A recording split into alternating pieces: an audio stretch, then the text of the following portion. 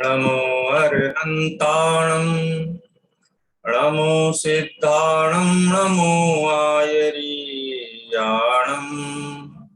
नमो वज्रायाणं नमो लोये सव्वसाहूणं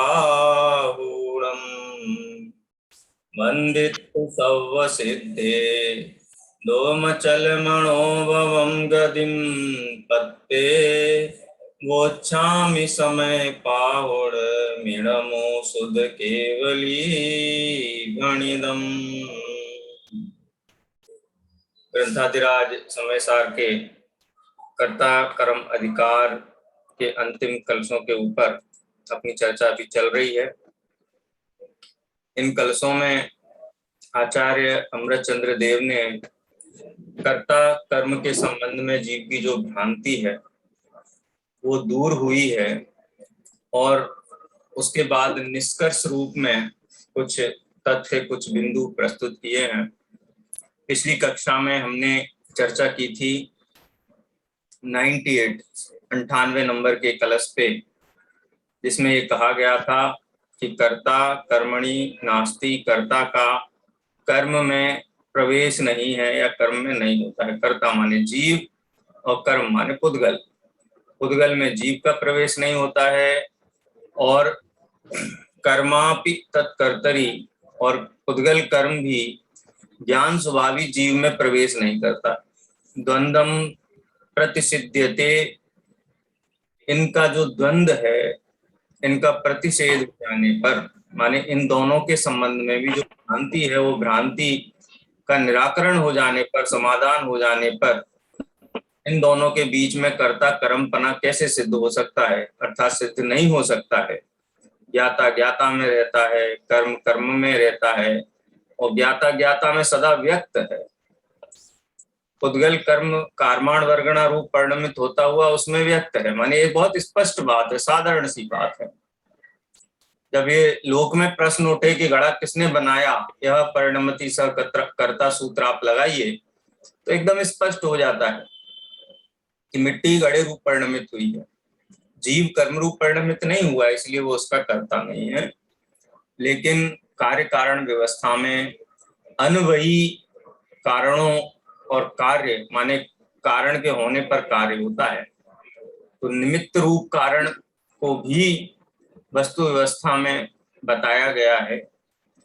भले ही वो उपादान कारण नहीं है, लेकिन जब भी कोई कार्य होता है तो निमित्त रूप में भी वस्तुएं उपस्थित होती हैं जिनके ऊपर अनुकूलता का आरोप आता है और उन्हें उपचार से कर्ता कहा जाता है। लेकिन वस्तु स्थिति के निकट जाकर के देखा जाए तो कर्म जीव का कोई परिणमन नहीं कराता है, उसी प्रकार जीव भी कर्म का कोई परिणमन नहीं कराता है। ठीक है, लेकिन इतनी स्पष्ट वस्तु स्थिति होने पर भी, बार बार समझाए जाने पर भी ये नेपथ्य में मोह इतनी जोर जोर से क्यों नाच रहा है, ये देख करके बड़ा आश्चर्य होता है। आचार्य अमृतचंद्र देव ये बात इसलिए कह रहे हैं कि इतना, कहते हैं ना कि जिनवाणी सुनने वाले कितने हैं, बहुत हैं। समझने वाले कितने हैं कि उनमें से बहुत कम है। जिनवाणी सुनने वाले बहुत हैं लेकिन समझने वाले बहुत कम हैं। और समझ करके अनुभव करने वाले कितने हैं कि वो भी बहुत दुर्लभ हैं, उत्तरोत्तर दुर्लभता है। तो जिनको ये विशुद्ध तत्व ज्ञान मिला है, आचार्य कुंद कुंद देव मिले हैं, हम अपने स्वयं के ऊपर ही घटित करें, इतना बढ़िया उपदेश मिला है तो भी तो भी परिस्थितियों में रिएक्शन किए बिना हम नहीं रहते हैं। हमारा मुंह नाचता रहता है। कोई हमारे प्रतिकूल हो जाए तो क्रोध आ जाता है, अनुकूल हो जाए तो उसके ऊपर हम अनुरक्त हो जाते हैं। ये मोह तो फिर भी नाचता रहता है। तो उसी पे आश्चर्य व्यक्त किया है आचार्य देव ने, फिर भी ये मोह क्यों नाचता रहता है। खैर, ये चर्चा हम कल कर चुके हैं। अब ये प्रश्न उठाया आचार्य देव ने कि मोह क्यों नाचता है, लेकिन इस विकल्प में अटकना नहीं चाहते हैं। छठे सातवें गुणस्थानवर्ती मुनिराजों की परिणति ऐसी होती है कि किसी के ऊपर करुणा भाव भी आता है, वो करुणा भाव भी अंतर मुहूर्त काल से ज्यादा उसका वासना काल नहीं है, माने वो रुकता नहीं, तुरंत आगे बढ़ जाते हैं। इसीलिए जो उत्थानिका है 99 नंबर के कलश की कल अलका जी ने प्रश्न भी किया था उसके संदर्भ में। अथवा ना नट्यताम तथापि, अथवा माने क्यों नाचता है। फिर आचार्य देव कहते हैं कि अरे ना नट्यताम, अरे नाचता है तो नाचता है, हम अपना उसमें सिर खराब नहीं करते। हमको तो ये पता है कि जीव कर्म का करता नहीं है और कर्म जीव को कुछ भी कराता नहीं है, इसलिए हम इनके कर्ता कर्म पने को हम स्वीकार नहीं करते हैं। इसलिए हमें परद्रव्य के लक्ष्य कोई भी इष्ट बुद्धि, अनिष्ट बुद्धि, मोह, राग, द्वेष, क्रोध, मान, माया, लोभ ये नहीं होते। इसलिए तथापि तो भी समझाते हैं, तो भी एक बात 99 नंबर के छंद में पुनः कहते हैं। अलका जी ने कल बोला था ना, ये तो भी करके क्यों छोड़ दिया है। तो भी माने तो भी 99 नंबर के कलश में जो बात कही गई है उसके द्वारा तो भी का व्याख्यान है। अथवा ना नट्यताम तथापि, अथवा मोह नाचता है तो नाचे तो भी, ये अनुवाद है उसका जो कोटेशन मार्क के अंदर दिया गया है। तथापि फिर भी, तो भी फिर भी, इसका भाव यह है कि मोह नाचता है तो भले ही नाचे, पर उससे वस्तु की स्थिति में तो कोई अंतर पड़ने वाला नहीं है, क्योंकि वस्तु स्थिति तो जो है सो है। ज्ञान ज्योति के जलने पर सब कुछ सहज हो जाता है। मतलब ज्ञान ज्योति माने भेद विज्ञान जागृत हो गया जिसको, वो फिर इनमें अटकता नहीं है। उसके उसके सामने मोह अपना स्वांग नहीं रच सकता है, नृत्य नहीं कर सकता है। जब ज्ञान ज्योति जागृत हो जाए, एक अलंकारिक भाषा है, ज्ञान ज्योति जलने का मतलब है भेद विज्ञान प्रबलता के साथ में स्व और पर के बीच में भेद करे, जीव को जीव के लक्षण भेद से पहचाने, पुद्गल को पुद्गल के लक्षणों से पहचाने, और परस्पर एक दूसरे में जो कर्ता कर्म बुद्धि थी वो कर्ता कर्म बुद्धि का समाधान करे। इसका नाम है भेद विज्ञान। देखो ज्ञान तो सबके पास है, ज्ञान पूज्य नहीं है, लेकिन भेद विज्ञान पूज्य है, क्योंकि भेद विज्ञान होने पर ही वह ज्ञान पूज्य है जिसमें भेद विज्ञान जिसके गर्भ में बैठा हुआ है। वो भेद विज्ञान एकत्व बुद्धि नहीं होने देता है, ममत्व बुद्धि नहीं होने देता है, कर्तृत्व बुद्धि नहीं होने देता है, भोक्तृत्व बुद्धि नहीं होने देता है। इन बुद्धियों से बचाने वाला भेद विज्ञान। वस्तु विचार अध्यावते मन पावे विश्राम, ये वस्तु का विचार करने से भेद विज्ञान प्रकट होता है। अब ये जो बात कही ना, तथापि नाचता है तो नाचता रहे, हमको तो पता है ना कि एक दूसरे के परस्पर कर्ता कर्म नहीं। उसी बात को 99 नंबर के कलश में ज्ञान ज्योति का बहुमान करते हुए, ज्ञान ज्योति की महिमा का बखान करते हुए ये कलश कहते हैं। सबसे पहले अपन कलश का पाठ करेंगे। कोई प्रश्न हो? कल कोई पूछ रहा था कुछ, जब हम क्लास कंक्लूड कर रहे थे, पूरी हो रही थी, उस समय किसी ने कुछ आवाज दी थी, लेकिन जब एक बार 39 मिनट हो जाते हैं ना, तो 40 मिनट पे ऑटोमेटिक बंद हो जाता है। तो इसलिए हम उस मर्यादा का उल्लंघन करना भी चाहें तो नहीं कर सकते हैं। 40 मिनट के बाद क्लास स्वतः बंद हो जाती है, इसलिए वो आप ध्यान रखिए। अगर आपको कोई प्रश्न है तो पहले ही पूछ लीजिए, ठीक है? कोई प्रश्न था किसी का, कुछ पूछना था?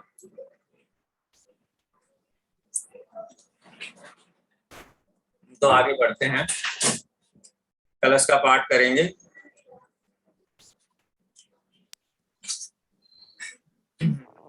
कर्ता कर्ता भवति न यथा कर्म कर्मापि नैव, कर्ता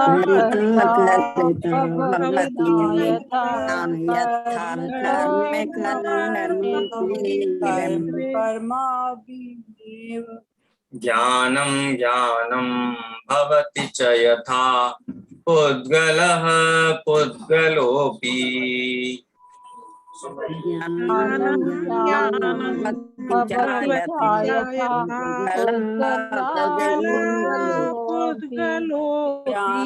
भवति च तथा पुद्गला पुद्गलोऽपि।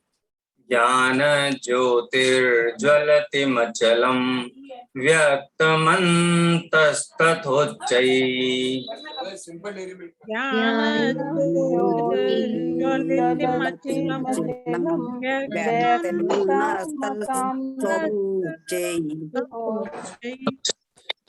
चिच्छक्तीनां निकरभरतो अत्यन्तगम्भीरमेतत् कीर्तिनां निकरभरतो अत्यन्तगम्भीरमेतत्। ये वाली लाइन फिर से पढ़ दीजिए भैया। मैं एक बार पढ़ता हूँ, आप लोग पूरा छंद सुनिए एक बार, और पढ़ना है तो आपके मन में पढ़िए, ठीक है? तो सभी लोग स्पष्टता से उसको सुन पाएंगे और बाद में अभ्यास भी कर सकते हैं। काफी लंबा अभ्यास हमने गाथाओं के पाठ का, अलग अलग संस्कृत के छंद है उनके पाठ का किया है। जब भी छंद पढ़ें तो एक एक अक्षर की ओर ध्यान से देखें, उस अक्षर की मात्राओं को देखें और उसका उच्चारण करेंगे तो छंद का उच्चारण कभी गलत नहीं होगा। मतलब जब हम शब्दों से परिचित नहीं हो, हमको उच्चारण में कोई भी तकलीफ हो, तो अक्षर सह उच्चारण करें। एक एक अक्षर देखेंगे, मात्रा देखेंगे तो अशुद्धि नहीं आएगी। हो सकता है लय ऊपर नीचे हो जाए। मैं पढ़ रहा हूं, आप सुनिए। कर्ता कर्ता भवति न यथा कर्म कर्मापि नैव ज्ञानं ज्ञानं भवति च यथा पुद्गलः पुद्गलोऽपि ज्ञान ज्योतिर्ज्वलतिमचलं व्यक्तमन्तस्तथोच्चैः शिक्षक्तीनां निकरभरतो अत्यन्तगम्भीरमेतत्। ठीक है, शब्द इसका अनुवाद देखते हैं। कर्ता कर्ता भवति न, कर्ता कर्ता नहीं होता है। यथा कर्म कर्मापि नैव, उसी प्रकार से कर्म भी कर्म न भवति। क्या मतलब हुआ इसका? इसको सरल हिंदी में अपन बोले तो आचार्य देव कह रहे हैं कि कर्ता कर्ता नहीं होता है तो कर्म भी कर्म नहीं होता है। ऐसा होता है ना, दो लोगों में झगड़ा हो जाए बहुत, तो क्या बोलते हैं कि अगर ये कुछ बोलेगा तो मैं प्रतिकार करूंगा, इसको समझा लो ये कुछ बोले नहीं। होता है कि नहीं ऐसा? हैं? हैं?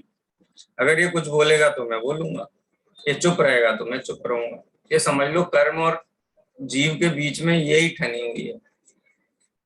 कर्ता कर्ता न भवति, यदि जीव कर्ता ना हो, कर्ता माने जीव है एक जगह, और दूसरी बार जो कर्ता शब्द का प्रयोग किया है वो कर्म का कर्ता होने के लिए किया है। मैं पर द्रव्य का करता हूं, मैं आत्मा, मैं कर्ता पर द्रव्य का करता हूं, मैं पुद्गल कर्म का करता हूं, कार्माण वर्गण का करता हूं, नो कर्म का करता हूं। लेकिन यहाँ क्या कहते हैं? कर्ता कर्ता न भवति, यदि कर्ता कर्ता ना हो, यदि जीव पर द्रव्य का कर्ता ना बने, कर्म कर्मापि कर्म कर्म अपि नैव भवति, तो कर्म भी कर्म रूप परिणमित नहीं होता है। ये बात हम काफी बार इस बिंदु को हाईलाइट कर चुके हैं, आपको ख्याल में आ ही गया होगा, मुझे पूरा विश्वास है।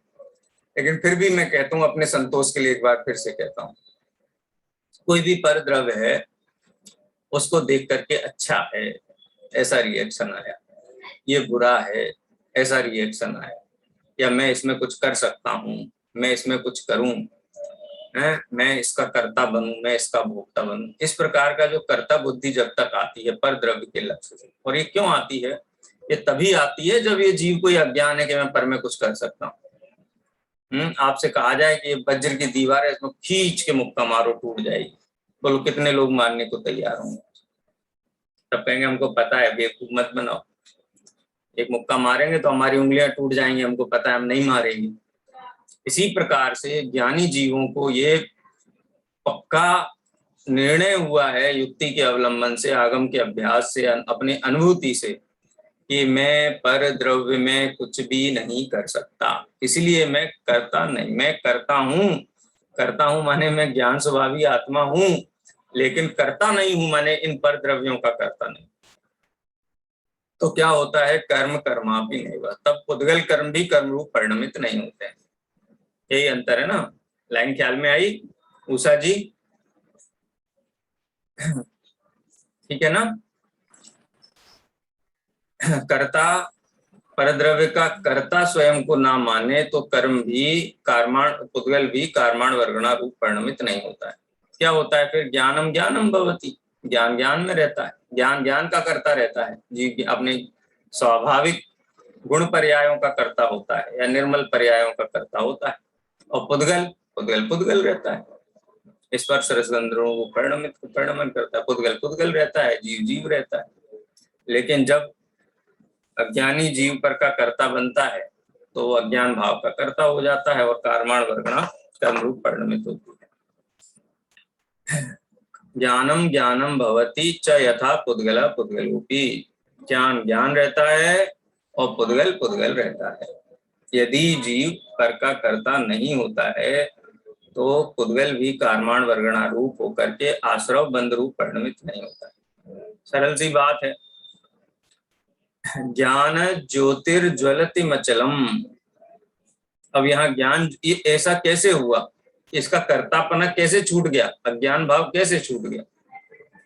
तो वो ज्ञान ज्योति के बल से छूटा। ज्ञान ज्योति माने ऐसा होता है, अंधेरा हो तो अपने को कंफ्यूजन होता है। जैसे आपने संशय के संदर्भ में एक उदाहरण पढ़ा होगा, अनेक कोटि ज्ञानम संशय स्थान और पुरुषो वेत्ति, पुरुषो स्थानुर्वा, ऐसा करके आता है कि कोई अंधेरी रात में जा रहा था और चंद्रमा भी थोड़ा थोड़ा चमक रहा था और सुनसान था एकदम, सामने एक मनुष्य के आकार का पेड़ का ठूंठ लगा हुआ था। वो ठूंठ को देख करके राहगीर ठिठक के रुक गया। उसने सोचा कि ये कोई पुरुष है, फिर उसको लगा कि इतनी रात के अंधेरे में या कोई पुरुष क्या कर रहा हो, लगता है कोई ठूंठ। फिर उसको लगा कि नहीं कोई पुरुष है, फिर लगा नहीं कोई ठूंठ है। तो ऐसा संशय की स्थिति उत्पन्न होती है। लेकिन ऐसी संशय की स्थिति क्या दिन में दोपहर के 12 बजे सूर्य जब चमक रहा हो तब ऐसे संशय की स्थिति उत्पन्न होती है क्या? है तब नहीं होती है। तो इसका मतलब क्या हुआ कि जहाँ ज्ञान का प्रकाश है वहां पर संशय विपर्य अनध्यवसाय के लिए कोई स्थान नहीं। तो जो ज्ञान ज्योति है, ज्ञान ज्योति माने भेद विज्ञान, ज्ञान तो सभी में है लेकिन भेद विज्ञान बिरलों में है। बिरले माने बहुत कम, बिरल का मतलब होता है कम, बहुत कम जीवों में है।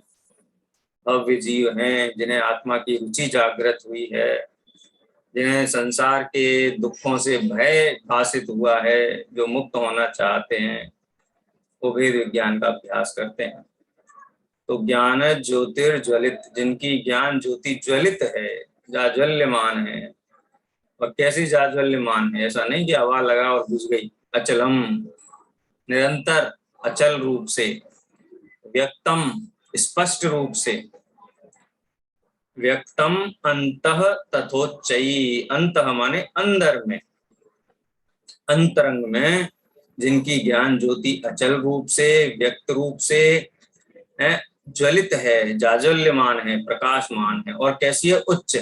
ज्ञान ज्योति की तो महिमा आचार्य अमृत चंद्र देव ने बहुत गाई है, क्योंकि ये भेद विज्ञान ही एक है जो जीव को मुक्ति मार्ग में आरूढ़ करा सकता है और मोक्ष तक ले जा सकता है।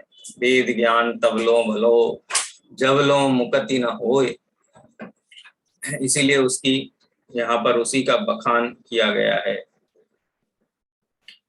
और वो ज्ञान ज्योति कैसी है? वो ज्ञान ज्योति कोई शुष्क ज्ञान नहीं है, अकेला ज्ञान नहीं है। उसके पीछे अनंत चेतनमयी गुणों का खजाना खड़ा हुआ है। आत्मा के सभी गुण चेतनमय हैं। आत्मा के अस्तित्व, वस्तुत्व, द्रव्यत्व, गुर लघुत्व, प्रदेशत्व, प्रमेयत्व, ऐसे अनंत गुण चेतनमय हैं। तो अब उन अनंत गुणों का भी यहाँ स्मरण करते हैं। चित शक्ति नाम, ये षष्ठी एक सूत्र है कौमुदी का, उससे संधि हुई है। व्यंजन संधि है। त और शा शक्कर का, आधा ता और सा शक्कर का जब मिलते हैं तो छ बन जाता है। ता का हो जाता है चा और शा का हो जाता है छा।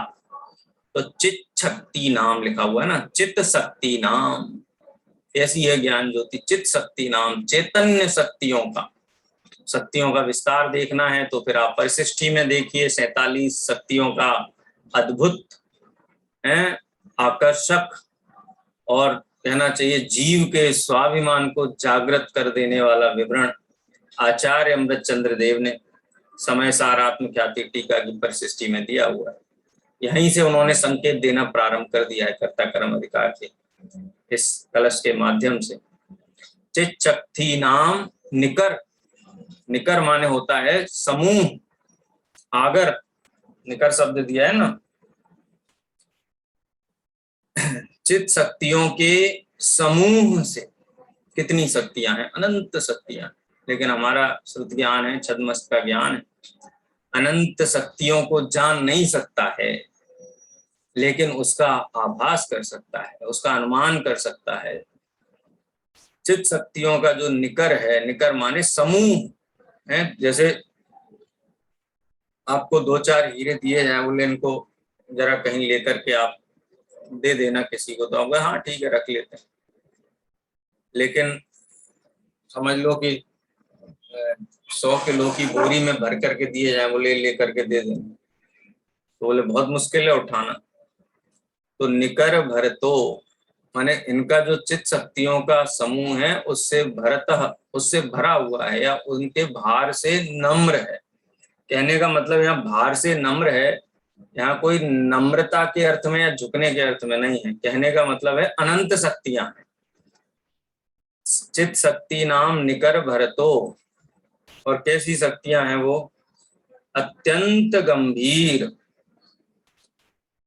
अनंत चित्त शक्तियों के समूह के भार से भरी हुई अत्यंत गंभीर एतत् ज्ञान ज्योति, अत्यंत गंभीर यह ज्ञान ज्योति ज्वलित प्रकाशमान है, जाज्वल्यमान है, अचल है, व्यक्त है। और कहाँ है ये ज्ञान ज्योति? कहाँ से आएगी है? कौन देगा हमें? 24 तीर्थंकरों में। आज रविवार का दिन है, पार्श्वनाथ भगवान से मांगे तो ये ज्ञान ज्योति मिल जाएगी क्या? है महावीर जी जाकर के वर्तमान स्वामी हमको ये ज्ञान ज्योति देंगे क्या? सिद्ध भगवान देंगे क्या? तो कहते नहीं, अंतः ये ज्ञान ज्योति अंदर में ही है। अंदर में माने स्वयं में ज्ञान ज्योति हूँ, कहीं से इसको इंपोर्ट करने की जरूरत नहीं है, लाना नहीं है कहीं से, अपने पास ही है अंतः। और कैसी है? छिपी हुई है, दबी हुई है, अनुभव में नहीं आती है। तो ज्ञान ज्योति का ऐसा स्वरूप नहीं। एक बार एकाग्र हो, विचार करो तो उच्च है माने एकदम प्रकट है, सामने देखने में, छिपी हुई चीज नहीं है, कोई झुंड में छिपी हुई ढूंढना है। जैसे गेहूं के अंदर एक चावल का दाना गिर जाए तो क्या करना है? ढूंढना है उसको, कहाँ गया कहाँ गया कहाँ गया। लेकिन ऐसी नहीं है ज्ञान ज्योति। उच्च ही माने सदा ही वो सबसे आगे है, लक्षण है ना जीव का, स्पष्ट है, उच्च है। इस प्रकार से इस छंद के एक एक शब्द का अर्थ हमने देखा है। कोई शब्द यदि किसी को ख्याल में नहीं आया हो उसका अर्थ, तो आप पूछ सकते हैं। हाँ जी भैया, हम इसका अर्थ लगाएं एक बार भैया? आप अभ्यास करना, क्योंकि समय 16 ही मिनट है। मैं सोच रहा था आज हम पूरा करेंगे, इसके बाद एक क्लास पूरा होने के बाद में रीजॉइन करिए, उस समय आप इसका अर्थ लगाइए। ठीक है, अभी आगे बढ़ेंगे। कोई प्रश्न हो, कोई शब्द का स्पष्टीकरण अपेक्षित हो तो आप पूछ सकते हैं। नहीं। ठीक है, चलिए सवैया 31 पढ़ते हैं। इसका जो देश भाषा में डॉक्टर साहब ने अनुवाद किया है। जगमग जगमग जली ज्ञान ज्योति जब, अति गंभीर चित्त शक्तियों के भार से, अद्भुत अनुपम अचल अभेद ज्योति, व्यक्त धीर वीर निर्मल आर पार से। तब कर्म कर्म नहीं, करता करता न रहा, ज्ञान ज्ञान रूप हुआ आनंद अपार से, और पुद्गलमयी कर्म कर्म रूप हुआ, ज्ञानी पार हुए भव सागर अपार से। दादा को भी लगता है डॉक्टर साहब को छंद बहुत भाया है, इसीलिए वैसे बहुत सरल विभक्तियों का प्रयोग करते हुए अनुवाद करते हैं। यहाँ विभक्तियों को गौण कर दिया गया है इस छंद में। ये आनंद का द्योतक होता है।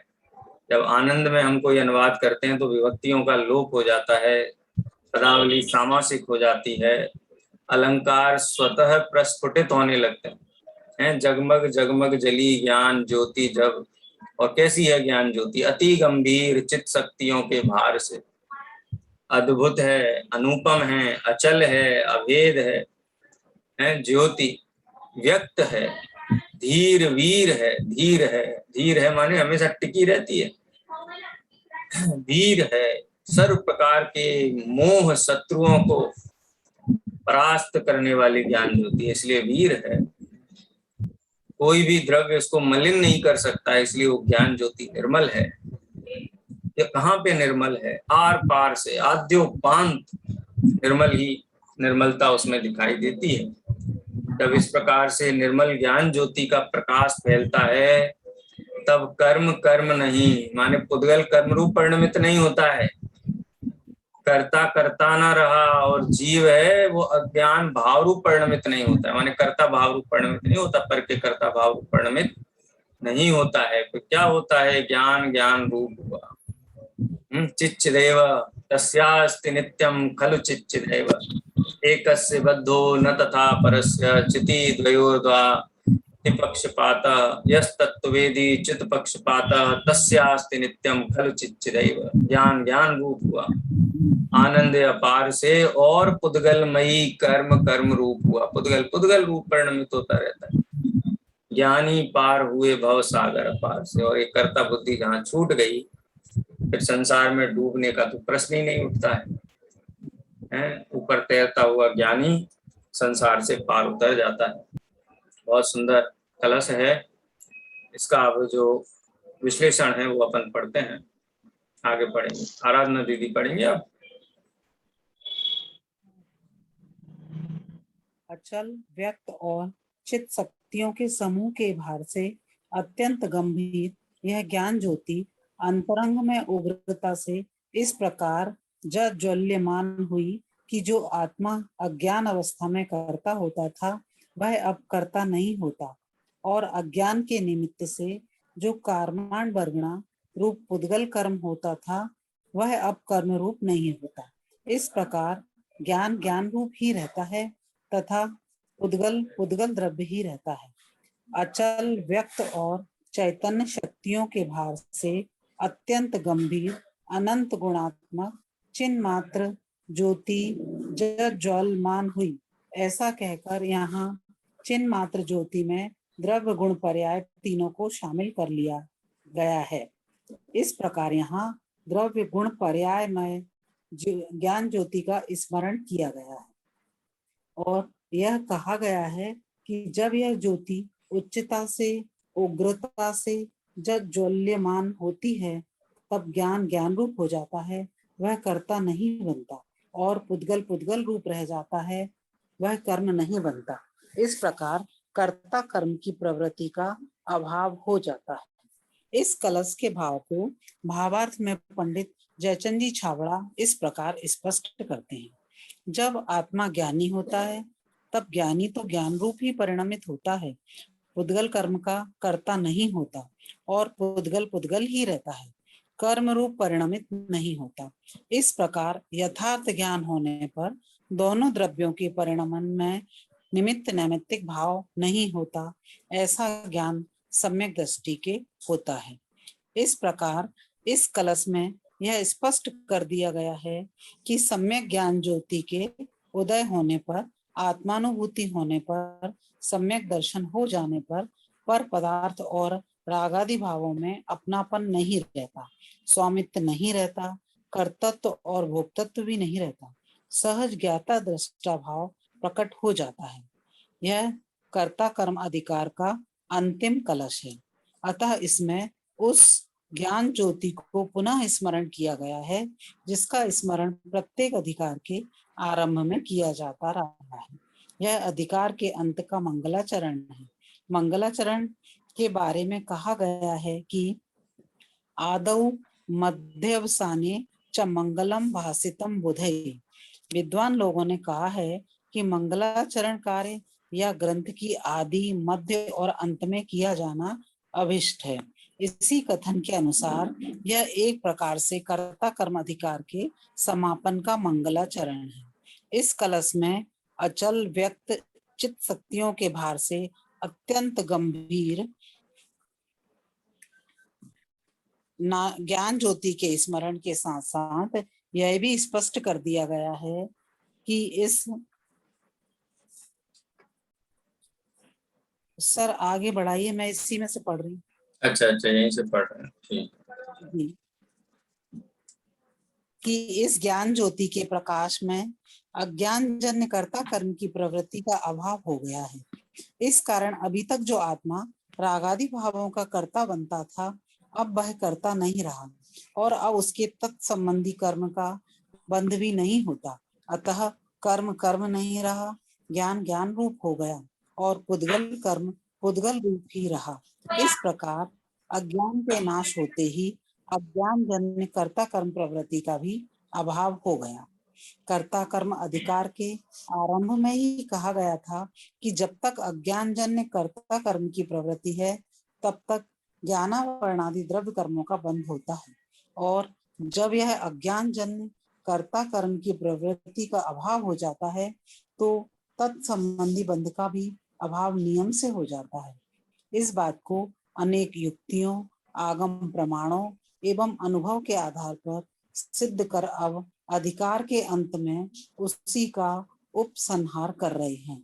इस छंद का भाव पंडित बनारसी दास जी नाटक समय सार में इस प्रकार व्यक्त करते हैं। जीव मिथ्यात न करे, भाव नहीं धरे भरम मल। एक सेकंड, छंद का। जीव मिथ्यात न करे, भाव नहीं धरे भरम मल। छप्पा छंद है। हाँ पढ़ी, मैं छंद का मुझे परिभाषा याद रहती है लेकिन राग में बहुत जल्दी भूलता हूँ। उषा जी आप इसका पाठ करिए। हाँ जीव मिथ्यात न करे, भाव नहीं धरे भरम मल। ज्ञान ज्ञान रस रमे, होई कर्मातिक पुद्गल। असंख्यात परदेश सकति, जगमगे प्रगटवती। चिद विलास गंभीर धीर, धीर रहे विमल मति। 4 लाइनें तो सर रूला छंद की होती या अडिल छंद की, तो ये 2 लाइनें छप्पे छंद में अलग होती हैं। जब लग प्रबोध घट मही उदित, तब लग अनपेखिए। जिमि धर्म राज बरतंतपुर, जह तय नीति परे किए। बहुत सुंदर भाव है। जीव मिथ्यात न करे, यदि जीव अज्ञान भाव रूप परिणमित ना हो, भाव नहीं धरे भ्रममल, और उसको जो भ्रममल है, मोह राग द्वेष रूप जो भ्रम है, उसके कारण जो मलिनता है वो ना धारण करे, मिथ्यात्व रूप परिणमित ना हो और किसी भी प्रकार के राग द्वेष भाव रूप परिणमित ना हो, तो क्या करे? ज्ञान ज्ञान रस रमे। ज्ञान माने जीव, ज्ञान रस माने अपने ज्ञान पर्याय में, ज्ञान पर्याय अपने ज्ञान द्रव्य माने जीव द्रव्य अपने त्रिकाली ध्रुव को ही देखे, उसी में रमे, उसी में अपनापन करे। वो ही कर्मादिक पुद्गल, और जो पुद्गल है वो कर्मादिक में रमता रहे। जीव जीव में रमे और पुद्गल पुद्गल में रमेगा। असंख्यात परदेश सकति जग मगय प्रकटयति। लोक प्रमाण संख्यात प्रदेशवंत, ये जो जीव द्रव्य है ये अनंत शक्तियों का निकर है, समूह है, खजाना है, सागर है। वो उन असंख्यात प्रदेशों में जगमगे प्रकाशमान होता है, प्रकट अति एकदम स्पष्टतया उल्लसित होता है, चिद विलास गंभीर धीर थिर रहे विमलमति।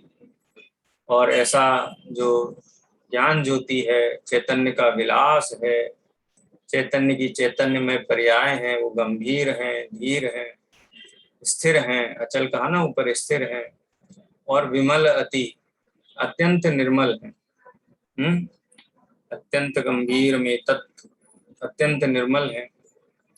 जब लगी प्रबोध घट मही उदित, और जब तक ऐसी ज्ञान ज्योति घट मही माने अंतर में उदित है, माने जल रही है, तब लगी अनय न पेखिए, तब तक किसी प्रकार की कुनय नहीं है। कुनय का मतलब अनय माने मिथ्या बुद्धि नहीं है। जिमि धर्मराज वर्तंतपुर तह तह नीति परोखिए, जैसे साक्षात धर्मराज राजा किसी कहना चाहिए राज्य का, साम्राज्य को संभालने वाला कोई ऐसा नीतिवंत धर्म अधिपति माने राजा वहां बैठता है, तब तक वहां नीति ही रहती है। मान लो ज्ञान ज्योति धर्मराज है, और वो जब तक विराजमान है तब तक ये अज्ञान भाव फटकता नहीं। अनीति जो है, अनय है, कुनय है, भ्रम है, ये आसपास नहीं फटकते, दूर दूर रहते हैं। जहां तहां नीति परेखी है। ये बहुत सरल भाषा है, ब्रज भाषा में ये अनुवाद किया गया है। इसको आगे पढ़ते हैं। अलका जी अर्थ पढ़िए। जीव मिथ्यात्व रूप द्रव्य कर्मों को नहीं करता और मिथ्यात्व राग द्वेष आदि भ्रम भावों को भी धारण नहीं करता। ज्ञान रस में ही रमता है और ज्ञानाभरण आदि कर्म उद्गल रूप ही रहते हैं, तथा धीर गंभीर स्थिर चैतन्य में विलास करने वाली निर्मल ज्ञान ज्योति पूर्ण शक्ति से आत्मा के असंख्य प्रदेशों में प्रकट रूप से प्रकाशित होती है, अत्यंत जगमगाती है। जिस प्रकार जहां जहां धर्म का साम्राज्य रहता है, वहां वहां नीति न्याय भी दिखाई देता है। उसी प्रकार जब तक हृदय में सम्यक ज्ञान ज्योति उदित है, तब तक अनय अन्याय मिथ्यात्व देखने में नहीं आता। इस कलश के भाव को स्पष्ट करते हुए स्वामी जी कहते हैं, भगवान आत्मा अनंत चित शक्तियों के समूह का भंडार, ज्ञान का गोला, अचल और नित्य चैतन्य धातुमय सदा प्रकट ही है। यद्यपि पर्याय की अपेक्षा इसे अव्यक्त कहा है, परंतु स्वभाव के सन्मुख जाकर देखने पर यह सदा व्यक्त ही है, प्रकट ही है। भगवान आत्मा के ज्ञानानंद स्वभाव की गंभीरता की क्या बात कहें। वह अनंत ज्ञान, अनंत दर्शन, अनंत आनंद, अनंत शांति, अनंत स्वच्छता, अनंत वीर्य, अनंत प्रभुता आदि अनंत चित शक्तियों के समूह से भरा अत्यंत गंभीर है। भगवान आत्मा संख्या से तो अनंत शक्तियों का भंडार है ही, उसकी एक एक शक्ति का स्वभाव भी अनंत है। समय बंद हो जाएगा। ठीक है, जिनवाणी स्तुति करते हैं। ठीक है। निज निधि निज में बताई है अनंत